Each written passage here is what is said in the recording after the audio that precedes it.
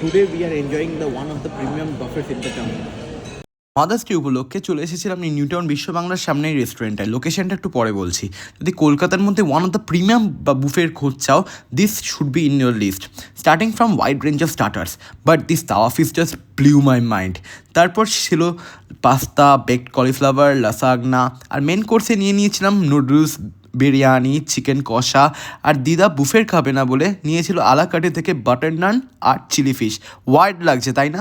But she loves to have this combination. কী করবো, no doubt খাবারের টেস্ট সত্যিই খুব ভালো ছিল।